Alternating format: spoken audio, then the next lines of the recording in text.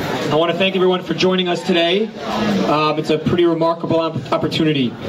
Many of you know, those of you who are juniors hopefully have already registered for the program, may have had siblings who participated in the program in the past.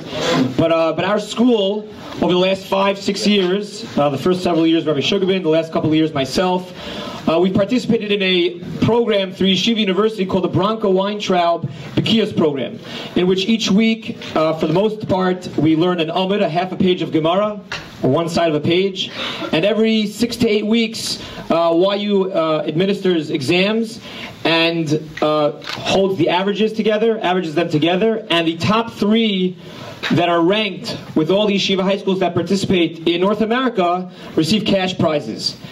This year, for the first time, we have 2 Talmidim who decided to embark on a pretty important mission. A mission that no one has, it's uncharted territory, a mission that no one in the Bekias program till this point had ever participated in. And quite frankly, I was somewhat hesitant to allow them to participate because I wasn't really sure that they'd really be able to accomplish it with all their APs and the rigorous academic schedule that they were involved in. And 2 of our students decided to embark on the DAF program, which is a blot, 2 sides of a page each and every week. And to give you an idea of how rigorous of a program it is, it means that each one of the exams that they took were on 7 blot worth of Gemara. That's a lot of Gemara, in which they had to be familiar with the Gemara and all of the Rashis and take an exam each and every time. Today, William Parker and Joseph Hostic, who we're all very proud of, will be making a sum on Maseches Rosh Hashanah, which is the Masechta that all of the participants, all of the yeshiva high schools around America have participated in. That being said, Yeshiva University, because they've been very impressed with our participation, we've scored very high the last number of years. Last year we had the top 3 rankings. We won all 3 prizes. This year we have 2 of the 3 hopefully locked up pending today. We've really tried to participate in a very strong and have a very good strong showing in our participation. And YU understood that, they recognized that, and they wanted to be able to participate in the celebration. And they offered to fly a Rabbi down from Yeshiva University to learn with some of our students and to celebrate with us and to acknowledge and recognize this tremendous accomplishment that our Talmidim have participated in. And we've been very fortunate today to have Rabbi Weinberg, who's one of the up-and-coming budding stars of Yeshiva University. He doesn't look very old, but he's wise, well above his years, and he was willing to leave his family to participate in the Siyum, to learn with us. And I don't want to take any more of his time, so please rise and welcome Rabbi Weinberg.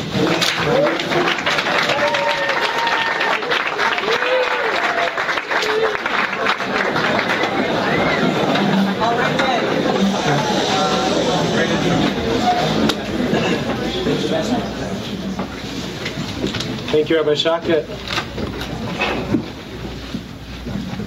It's really been such a privilege to spend the morning with your yeshiva, with your school, to spend time learning with so many of you. And I just want to echo Rabbi Shaka's words. You know, in yeshiva and Yeshiva University, they're so proud of the Weinberg Bekias program. Like Rabbi Shaka said, there are literally many, many students around the nation who have participated in this program. We take tests that are demanding and challenging, and really push themselves to learn Torah in a very serious and very beautiful way. And the pleasure and the simcha that is shared, by Yeshiva University with you is really a very, very special one. I'm very, very honored and happy to be here.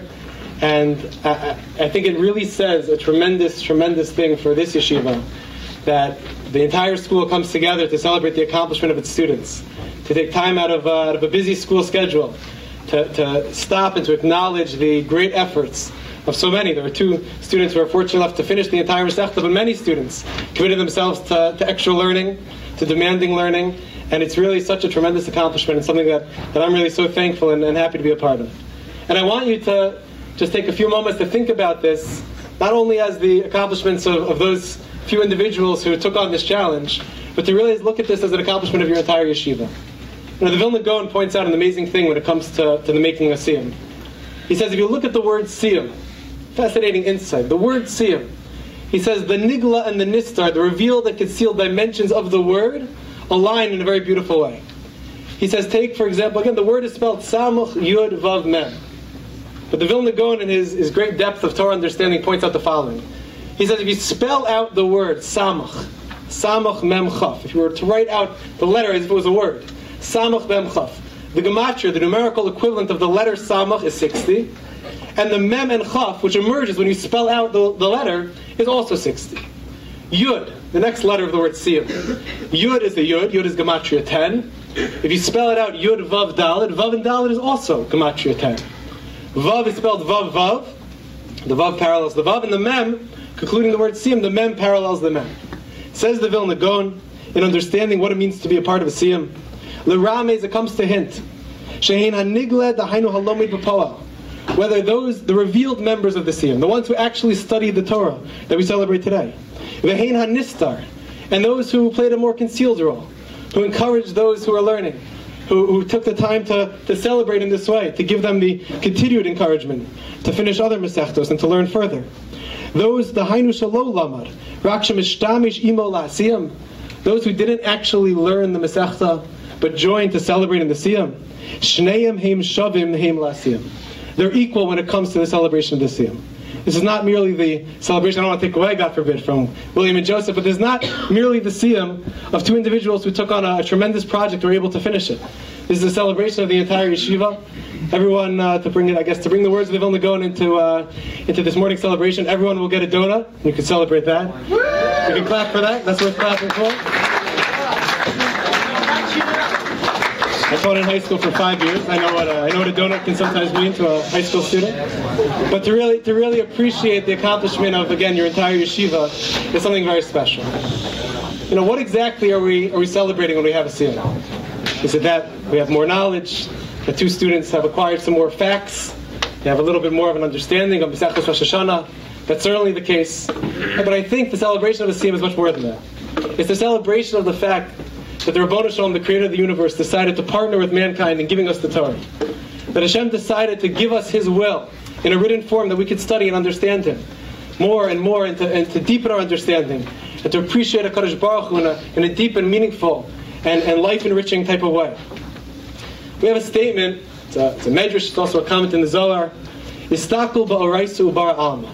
The Zohar comments in a mystical way that Hashem looked in the Torah and created the world. What happens when we study Torah? When we study Torah, we partner with the HaKadosh Baruch Hu to understand the universe. Not just the word of Hashem and the abstract of the Torah. To understand the details of creation. That everything that takes place in this world is built in a very real way on Torah. And I want to share with you just two stories that I think emphasize this idea. Because when we look at Torah as just a means of scoring points in the next world, or even winning a competition to earn some money in this world, right? It's a mistake in understanding what Torah is.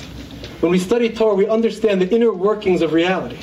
And I want to again just share with you two fascinating stories to bring out this point. You know, there was a great sage who lived about 50 years ago named the Chazon Ish. Chazon Ish sat in Bnei Brak and studied Torah day and night, an unbelievable Torah scholar. But his awareness and his knowledge of the natural world through Torah study was unparalleled. I brought along a picture. I know it's a little hard to see. But this is an actual drawing from the Chazon Ish himself. I'll show you a picture of the Chazon Ish just for a moment, just so you have a sense of who we're talking about. The Chazon Ish was a typical rabbinic scholar. He never went to medical school. For most of us, if we want to become doctors, I recommend you go to medical school. But the Chazon Ish revealed to us in his great wisdom that it's possible to come to the knowledge of everything in the universe simply through the study of Torah. And this was an actual picture, and I'm happy to make photocopies for anyone who wants. It's very inspiring to look at. That the Chazon Ish, again, someone who was not medically trained, his knowledge, his training came entirely through Torah, was able to write to one of the top brain surgeons in Eretz Yisrael, and to encourage him and to guide him on a certain procedure. And this doctor, who was a religious fellow, trusted in the greatness of the Chazon Ish. And again, that's not a simple matter, but he trusted this great sage and his awareness and understanding of the human body to perform the brain surgery in the way that was recommended to him by the Chazon Ish. And he found as he began to operate that had he performed the way he initially intended to perform, the person would have died on the operating table. This is the wisdom that's contained within our Torah. How can we not celebrate such a thing? I'll share with you a second story. One of the great minds of the past 100 years or so was the Rogatchover Gaon, of Yosef Rosen. Someone whose, again, entire life was immersed in Torah. And the Rogatchover Gaon was once approached by a woman with her newborn child, and she told the Rogatchover that she was struggling to nurse the child. A very strange thing would occur. You know, throughout the week, the baby was healthy, it was nursing, everything was as per usual. Every time Shabbos rolled around, her child refused to nurse. Stop nursing. Very dangerous for a newborn child to not be nursing. And she had gone to doctors, and she had gone to great tzaddikim to get a bracha. She couldn't figure out what was going on here. She came to the Rogatchover Gaon at the recommendation of certain people. She was told that this rabbi knows a lot about a lot of things. So she came to him and she asked him, she said, I've been to doctors, I've been to specialists, I've been to great rabbis. No one can solve my problem. They say that you have the answer to everything. Can you explain to me why my baby refuses to nurse on Shabbos? Without missing a beat, the Rogatchover Gaon looked at her and said, sure. Tosfos Bava Kama Daf Lamed Zayin Amud Aleph. So she turned to the Rogatchover and said, I'm not familiar. This poor woman, she was caught totally off guard. I'm not familiar with Tosfos Bava Kama Daf Lamed Zayin Amud Aleph. So he says, yeah, don't you remember that the Tosfos quotes from the Talmud Yerushalmi? She says, I'm not familiar with the Talmud Yerushalmi. So he says, the Gemara discusses a case of an ox that attacks its own owner. Its owner who provides for it during the course of the week. Every Shabbos, for some reason, this ox acts up and starts attacking, starts goring its own owner. And the Yerushalmi explains, why is that so? Because all week, Farmer John is out in the field with his overalls, right, and he's out with the animals in the field. On Shabbos, he changes into his big day Shabbos, and the animal doesn't recognize him. He doesn't recognize him as his own owner, and therefore the animal starts to attack. He says, your child doesn't recognize you. On Shabbos, when you put on your beautiful Shabbos clothing, your own child doesn't recognize you. Change into your weekday clothing, and you'll see that it'll work. And so it was. This woman took the advice of the Rogatchover Gaon, and her problem was immediately solved. Why do I share these stories with you? These are levels that are far beyond, I think, all of us. But at least it shows us what Torah is. It shows us what we're celebrating today. That we have a Torah that is so deep, and is so enriching, and has the answer literally to every detail of our entire lives. And as I was going to sleep last night, I was thinking about what I would share with you today, and Hashem was kind enough to put a story into my mind, a story I'd heard many years ago, that actually took place here in Florida. I don't know if it took place in Boca Raton, Florida, but it certainly took place in Florida. The story involves Rav Aaron Cutler, the founder of the Lakewood Yeshiva, one of the great Torah architects of America, someone who had a certain vision of bringing Torah to America in a time when Torah certainly had not yet really taken roots in America. And Rav Aaron Cutler once came fundraising to Florida. He's a wealthy individual who he had hoped to solicit funds from. Came to this fellow's home, knocked on the door, the housekeeper opened the door, and he said, I'd like to speak with Mr. So-and-so. She says, just one moment. She goes out to the back. This fellow was in his pool at the time, a nice inflatable raft. He had a cold glass of iced tea or lemonade floating in the pool. Now normally if a great Rosh Yeshiva comes to your front door, you get out of the water and you go to the front door. This fellow obviously felt that he's not going to bend over backwards for any rabbi, and he invited Rav Aaron Cutler to join him out back. So you can imagine, picture this fellow, paddling his way over to the side of the pool, as Rav Aaron Cutler in his long black coat and hat, a prestigious Rosh Yeshiva, bent down at the edge of the water and started to describe to him some of his efforts to bring Torah to the Lakewood Yeshiva. And the fellow decided to give him a check. Rav Aaron was escorted, accompanied by one of the Talmidim from the Yeshiva.